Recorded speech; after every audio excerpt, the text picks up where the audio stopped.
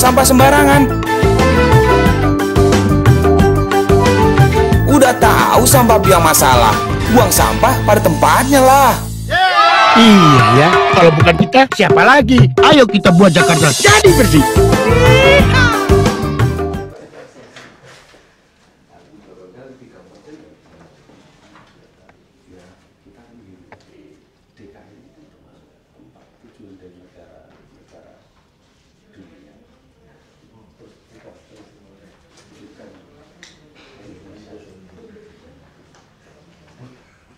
Yang dilihat tempe secara internasional rumah tempe Indonesia hanya 200 meter, tapi di Asia itu lihatnya sama.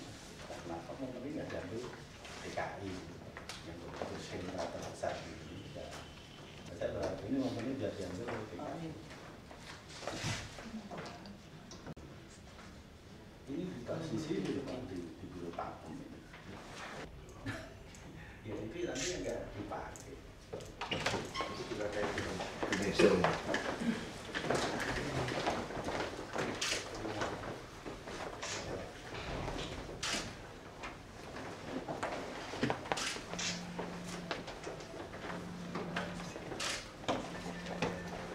Itu ngomong tata ruang udah. Tata ruang nggak datang ya? Nggak ada. Industri semua ya? Ya, tidak ada. Dari kopi ya Pak. Terima kasih.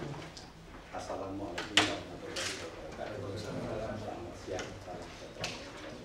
Datang kami lagi. Selamat Pak Sugi menjadi gubernur. Partai saya belum selamat ya Pak. Kalau partai rakyat sudah selamat saja Pak. Maka kita ucapkan selamat. Partai saya belum loh Pak. Dan ucapan selamat Partai kepada saya masih Pak. tunggu rekapitulasi ya Pak. Tapi insya Allah nggak berubah jauh Pak, nggak beda jauh. Maka saya ucapkan selamat Pak Basuki sebagai gubernur. Nah, Selamat dari partai saya protes Pak. Saya senyum-senyum aja Pak. kan di ruangan ini Pak. Kami dari Prim Kopti Surakarta Jakarta Barat, jadi kooperasinya pengrajin tempe tahu yang ada di Jakarta Barat. Dan kami mengajak rombongan. Saya namanya Suharto Pak, Ketua Prim Kopti Surakarta Jakarta Barat. Saya membawa rombongan pengurus dan pengawas yang pakaiannya seragam Gakop Tinduk. Gakop ini induknya Pak. Sekarang kami Jadi celananya nggak seragam dulu. celananya belum Pak, karena rakyat, jadi Pak harus bervariasi. Dan di sebelah sana saya juga membawa Pak Konsultan, Pak Winarno, terus ada dari Pak Buding, ini dari developer dulu yang membangun kerjasama dengan koperasi kita. Dari PT Abadi Bukti. Terus ada Pak Edi dari akademi yang mengkaji tentang tempe tahu di perumahan kami. Saya beliau mendapatkan sekolah tinggi ilmu sosial ilmu politik. sampai dia mendapatkan gelar Kalau dokter. tempe tahu lebih jago politik lah. Iya gara-gara kacang gede naik tempe tahu naik itu bisa jatuh presiden tuh jangan baik-baik.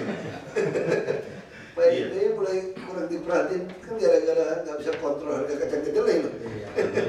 Ya, karena sebenarnya rakyat kecil yang minta diatur aja sih, nggak minta apa-apa. Oh, tak silakan Pak. Ini dari Tata ruang. tata Ruang. ruang ya? Di dinas. Oh iya pusat ya, Provinsi sekarang. provinsi oh ya. Dan alhamdulillah pagi ini kita juga. Ini yang kita tunggu deh tadi. Oh, iya. Makanya saya belum datang kerjain dulu, tata ruangnya belum datang. Oh, geser aja, santai ya. Ini Pak, siap-siap. Asisten ekonomi. Dan terima kasih kita juga Komut. kesini Ini di kalau kawal. mau izin Pak, Oh iya Pak. komisaris utama Bank DKI. Oh iya Pak. Makanya pakainya. Penting itu. Terima kasih saja kesini diantar oleh Pak Aris, Kepala Dinas Perindustrian. Kenal. Kenal baik Pak, karena kita Bukan kebetulan KKN ya. kebetulan memang kita sering komunikasi tentang mengenai perumahan ini. Juga Bu Kris, ada Pak Bambang dari Perindustrian. Pertama-tama terima kasih sekali lagi saya bisa diterima di ruangan ini karena kita tuan tempe bisa dilihat oleh Pak Gubernur, dan kami akan menyampaikan Pak tentang perkembangan perumahan, karena dulu perumahan itu dibangun, ada SK Pak Menteri, juga ada SK Gubernur, di mana di situ ditunjuk sebagai rumah percontohan tingkat nasional perumahan pengrajin tempe tahu. Dan sampai saat ini memang terbesar Pak untuk tingkat nasional. Lokasi di situ tidak luas Pak, hanya 12,5 hektar. Luas sekali di Jakarta. Kalau dulu hanya dibangun 679 rumah, tapi dengan perkembangannya pengrajin tempe tahu, tempat itu sudah dihuni kurang lebih 1.000 pengrajin tempe tahu. Nggak muat lagi Pak ya? Sudah satu rumah aja, yang dulu satu rumah satu anggota pengrajin tempe, sekarang bisa 2 sampai 3. Ada anak dan mantu Pak biasanya, ada juga ponakan. Akhirnya tanah sisa pinggiran ini juga dibangun terpaksa untuk para pengrajin yang baru-baru itu Pak.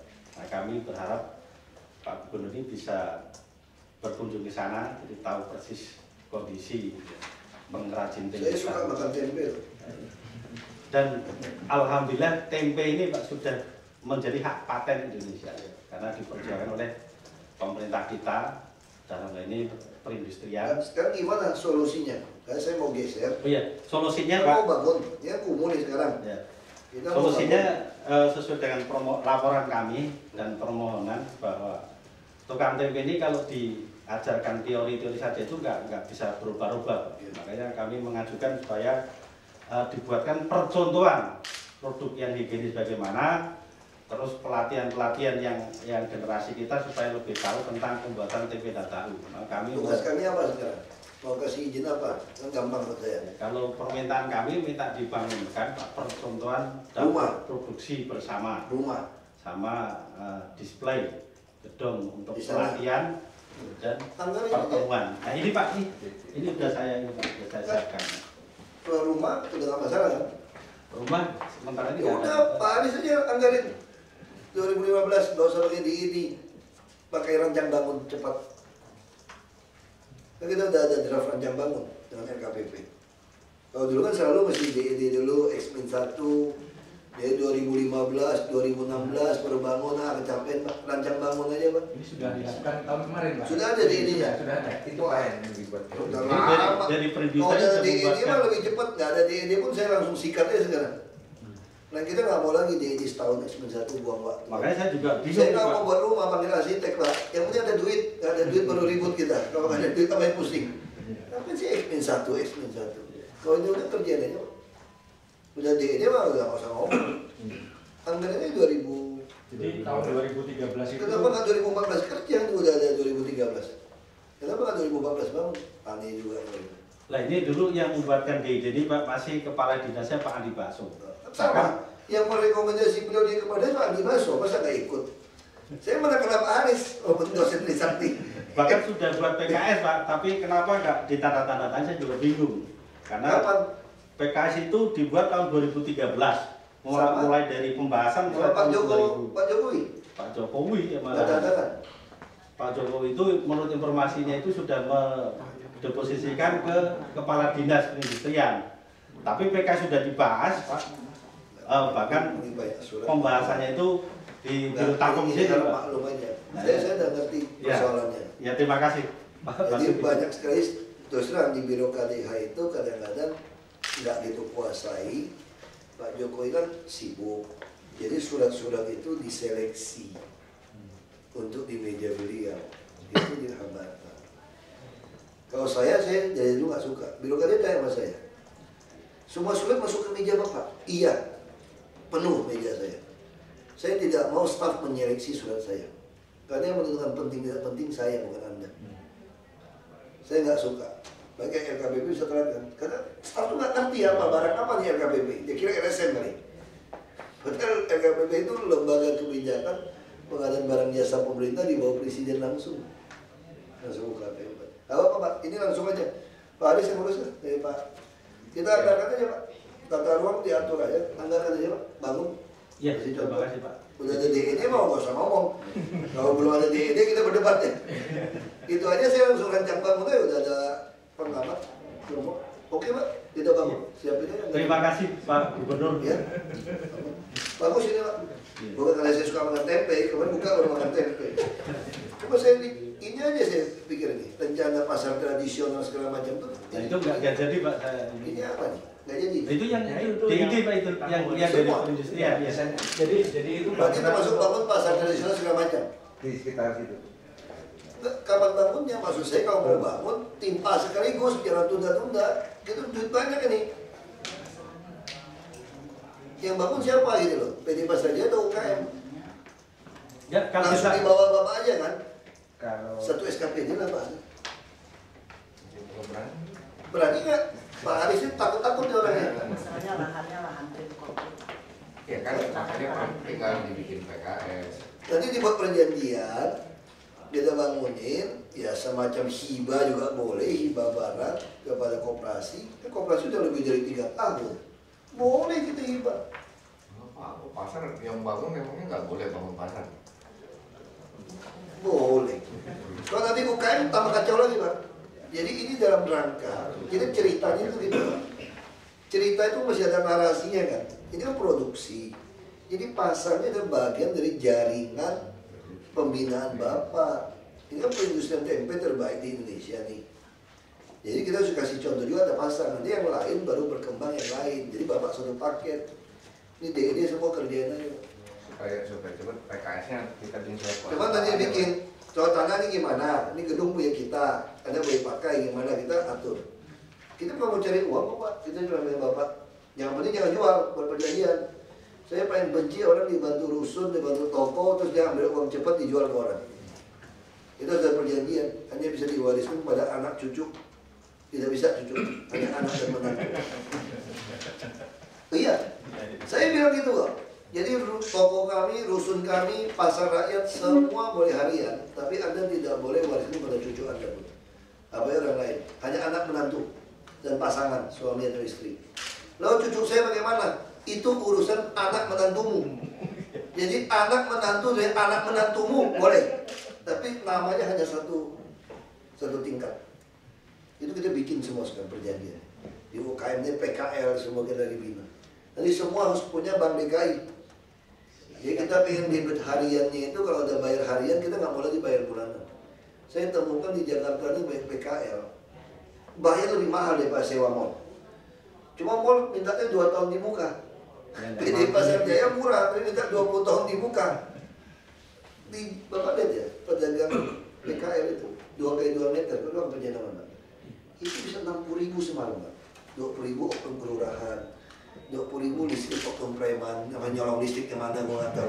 20.000 open kebersihan, jadi 60.000 untuk 4 meter persegi, berarti 12.500 per meter. Kalau kayak 30 hari, 375.000 per meter. Cuma saya ngomong, pinggir-pinggir kalau nggak pakai toko, 2.000. Enak 2.000. Kenapa orang nggak mau mall? Disuruh bayar 2 tahun di muka masih bayar tahan. Orang maunya sehari, kayak sekarang dari rumah. PKL cukup bayar 4.000 per hari auto debit. Jadi kalau kamu nggak mau saya kontrol dagang di mana posisi Anda, aku sikat ke penjara dengan perjanjian pidana, nggak mau dipiring lagi saya. Coba Jakarta bisa rusak. Yang bajingan itu bukan PKL-nya, yang jual ke PKL-nya yang bajingan, dia petak-petak kayak Monas kemarin 2.800 tempat kita siapin kan. Dia jual 3.000 lagi kan kurang ajar kan. Terus saya pikir udah 2 hari hancur apa 6 hari hancur sama. Losin aja. Nggak mau keluar. Menusuk orang kita, menusuk tembak. Menusuk tembak kalau udah kurang ajar melunjak itu. Nah ini sama nih Pak. Saya pikir ide-ide ini Bapak nggak bisa pembangunan pondok tempe higienis segala macam itu sepotong-potong. Oh bikin yang penting perjanjian bahasan yang kecil Pak. Libatkan ini sama tata ruang. Dia perjanjian seperti apa yang penting nyalain hukum bangun. Jadi maksud saya dinas perindustrian dan energi Pak, Bapak punya satu proyek besar yang dari hulu sampai hilir. Kan ini kan, studi ini kan ini kalau saya lihat sekilas gitu loh. Anda nggak bisa sepotong-potong. Pak Anies takut bertanggung jawab, dia marah ya kepala dinas. Ganti ya Pak Anies. Dosen itu gitu. Pak yang enak tuh jadi dosen dong Pak. Ngomong doang dia nggak kerjain, dosen bisnis juga gitu. Saya mau sekolah bisnis, itu dosen, lu ngomong enak lu nggak pernah ini. Sama kayak pendeta, kalau kiai ngomongnya enak, kan dia nggak tahu susahnya kita di bawah. Ini nggak boleh, itu nggak boleh, lu kira gampang. Jadi nanti tinggal lanjutnya gitu. Ya, sip, udah. PKS nanti saya bikin surat kuasa ke Kepala Dinas. Jadi untuk TKS yang dibahas pakem dulu. Tapi yang Ya, udah jadinya udah ada Pak. jadi. Yang udah jadinya udah ada, itu yang pembahasannya Pak. Udah ada belum ada. Udah. Tahun 2013 Pak masih belum Pak Anies itu Pak. Gini Pak Anies, satu paket deh. Ya. Diberesin, mulai bangun tahun depan, anggarin. Satu paket aja. Tinggal bikin surat kuasa aja. Jadi jelas, tapi saya cuma pengen itu tadi ya, nggak bisa diperjualbelikan kios-kios atau apapun. Rumah pun semua nggak bisa. Kalau nggak dijual. Sama kayak IRTI, kita khusus nge-launching 300 lebih. Itu IRTI, kalau kios di Monas, saya bagian pada PKL, kalau nggak dikerasin, 200 juta dibeli orang. Siapa yang nggak mau beli kios di Monas? 2 juta. Makanya orang di Jakarta tuh jurang antara yang kaya sama miskin itu terlalu jauh. Padahal tugas kita pemerintah itu mengadministrasi keadilan sosial, membantu yang belum punya modal, belum punya kemampuan, kita latih supaya sampai satu hari dia mampu. Nah, makanya Monasnya kan jadi inkubatornya. Kalau bagus, kami tahun ini pun tahun depan mulai kerjain ruang bawah tanah Monas. Sehingga itu semua PKL kuliner itu kan masuk. Nah, saya pun udah minta gedung-gedung naikin KLB. Saya nggak mau lagi ganti uang bikin gedung tempat lain. Anda kasih saya space parkir untuk PKL dan motor. Sehingga ini akan jadi tempat orang parkirin motor naik bus gratis. Mungkin kalau ada motor lu mesti taruh motor sih. Kan kecelakaannya 3-5 orang bikin macet dan kecelakaan. Nah, dari siapa yang mampu bangun gedung parkir di tengah kota? Nggak ada. Kerja pemerintah, jakpren, preman. Anda saya kasih tinggi, Anda bagi saya berapa menurut Pemprov. Nah, itu untuk parkiran. Sehingga di tiap ibu kota ini semua pelosok ada kereta api, semua tuh ada gedung-gedung parkir. Nggak ada, di dunia tuh nggak ada ide seperti itu. Saya berani ngomong sombong. Dunia itu park and ride itu di pinggir kota Pak. Nggak ada park and ride di dalam kota. Kita bisa bikin. Karena Jakarta itu unik, beda dengan luar negeri. Kita ini kampung besar. Beda dengan luar negeri bikin infrastruktur, bangun tinggi-tinggi, kita enggak. Kita ini kampung besar. Nah, sekarang gimana? Mesti dengan light rail, orang naik kereta api bisa parkir. Parkir gitu mahal. Dapatnya yang mana? Ya gedung. Gedung bawah itu kasih kita berapa lantai untuk parkir. PKL masukin. Jadi semua PKL kita bina. Anda mau dibina atau mau dibinasakan, Anda pilih aja. Kira kalau ada kurang ajar, saya ditanya dari orang HAM kota, bagaimana pandangan Anda terhadap hak asasi manusia? Saya mau sederhana. Kalau 1000 orang akan membahayakan nyawa 10 juta orang, dan saya nasihatin dari dia tahu, saya selesaikan 1000, saya bunuh. Anda mau cap saya langgar HAM terserah. Saya bunuh depan Anda, 1000 orang itu. Demi supaya 10 juta itu hidup. Dan tentu saya ingin semua ini hidup. Jadi kalau 1000 membahayakan 10 juta, saya bunuh. Gak ada urusan. Nah, PKL juga sama sekali. Saya tegasin kok. Karena kalau dibuat sama saya depan TV, kok tembak lo hidup. Karena ini di Jakarta ini udah terlalu banyak orang jual orang miskin pada buat kepentingan dia. Saya kayak PKL. PKL itu sopan-sopan, Pak. Orang kecil itu, apa ya?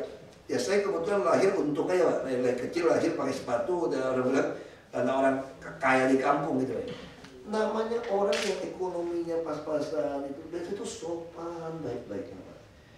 Yang terjadi di Jakarta ini, orang ngaku PKL itu. Jadi orang miskin itu ini LSM tanda kutip, bajingan brengsek-brengsek, orang pintar-pintar, ngaku orang susah gitu loh.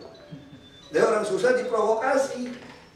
Cobanya PKL di Monas, brengsek luar biasa. Ya akuannya bisa 30.000 loh, 50.000 lu gak mau beli.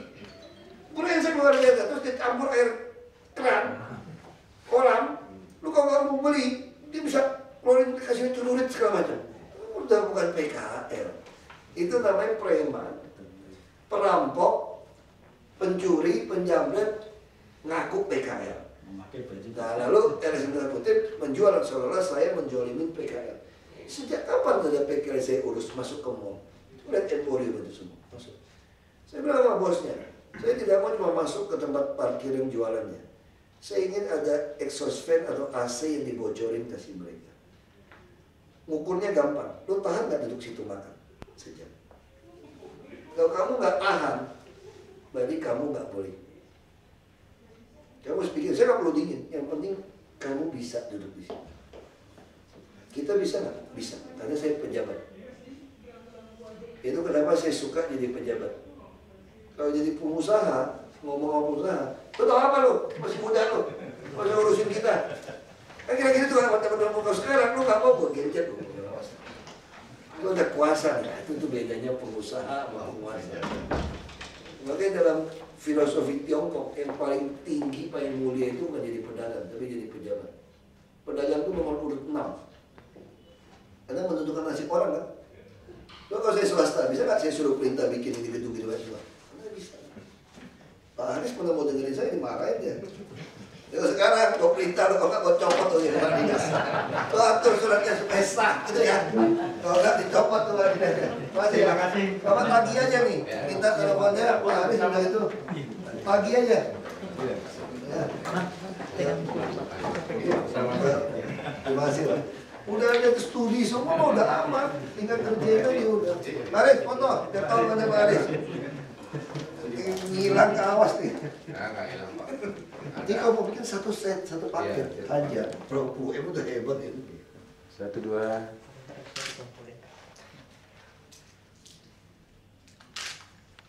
Nah, kalau ini ada saksi Pak. Saya udah terima Pak, saya pegang Pak.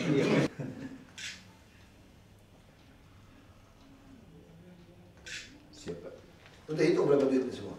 Kemarin Gedungnya 75 sama isi-isinya bambu ya kita sampai 75. Aduh, 75 mah kecil banget. Terima kasih sekali lagi Pak. Masa nggak berani? Nah itu maksudnya jadi untuk studi ya, untuk orang belajar tuh bagus tuh. Jadi satu set. Ya nanti orang dari seluruh Indonesia mau belajar ke situ, luar negeri ke situ. Karena satu set gitu. Jadi jelas proses dari ini. Kita hanya belum pernah punya petani ikan yang kedelai dia. Saya pernah coba tanam loh bapak saya itu, gagal gitu.